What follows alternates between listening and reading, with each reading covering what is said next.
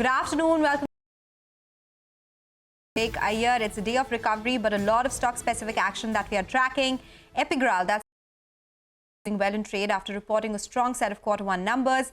Revenue jumped by 43%, margins expanded as well. To discuss this and more, we have Maulik Patel, the chairman and MD, Epigral, joining us now.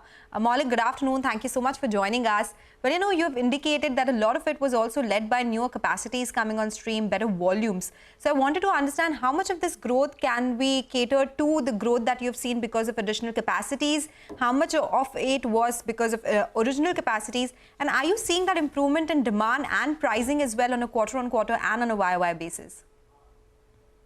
Yeah, last year was very down for the chemical industry. So we have seen many changes is happening. Specifically, globally, the situation is improving, but domestically, all the chemical consumption is growing much faster than others. Like what we have expanded our capacity in terms of the CPVC and the CPVC compound and the epichlorohydrin capacity, which we have started last year. That is, the local consumption has increased, and because of that, I think our revenue is also increasing. And the volume growth, which we have done this year on YOY basis, 29%, and the quarter-on-quarter basis, 14%. And we expect this year the volume growth we are able to maintain 15 to 20% because of the year-on-year expansion which we are doing continuously. Maulik, so 15% volume growth for FY25. Along with that, can you also help us with the guidance for for top line EBITDA margins as well as the bottom line? Yeah, top line and EBITDA, it's difficult to give a guidance, but I think current situation, it is not going to be major change in terms of the crude oil prices and the raw material and the energy situations, except the logistics challenges which the country is facing in last 3-4 months. It is going to be easy in the coming quarters. That's what we are expecting, and it is not going to be major effect in terms of the raw material prices also. So 15-20%, I think continuously we are going to grow in terms of the volume, and the revenue probably we will achieve probably 2,400 to 2,500 CR in end of this financial year. Okay, so, I wanted to understand the pricing scenario. You did say the demand is improving. Yesterday, SRF on its conference call indicated that pricing recovery is still far away. There's no clarity on that. Is this something that is happening with your industry as well? And in that case, will this growth be largely led by volumes this year? Yes, that is right. The price recovery, I think it will take time, and I think the 2023 financial year was is a bit low for the chemical industry. But I think the price if you compare only the 2023, yeah, it is going to improve a bit going forward.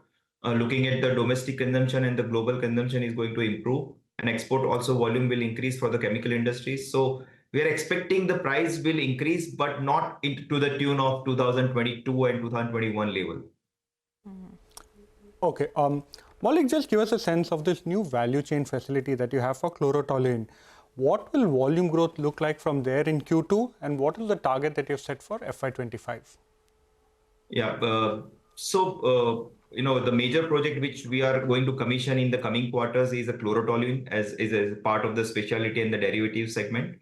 And the volume will realize in terms of the revenue from Q4 onwards, because these are the specialty chemicals. So once we commission, I think it will take a couple of months for the approval of the customers. And I think Q4 and the next year actual revenue will be contributed from the chlorotoluene business.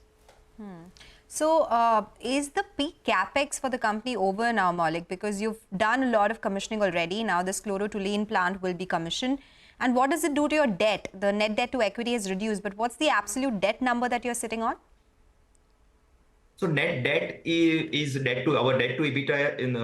If you consider the past trailing 12 months is 1.6, and in absolute terms it is including working capital, it is around 925 crore.